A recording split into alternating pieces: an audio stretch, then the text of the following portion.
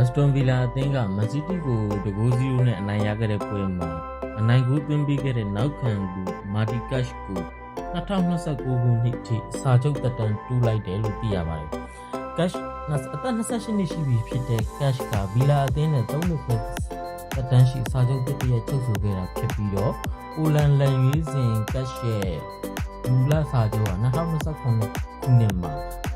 2029ခုနှစ်ဇွန်လမှာစာချုပ်သက်တမ်းကုန်ဆုံးမှာလည်းဖြစ်တယ်။ဒါပေမဲ့2020ပြည့်နှစ်မှာ Nottingham Forest အသင်းကနေပြီးတော့ Villa အသင်းထံကိုရောက်ရှိလာတဲ့အသင်းအတွက်ပြိုင်ပွဲစု193ပွဲကစားထားတာကိုလည်းတွေ့ရှိရတယ်။ Cash အနေနဲ့က Man City ပွဲက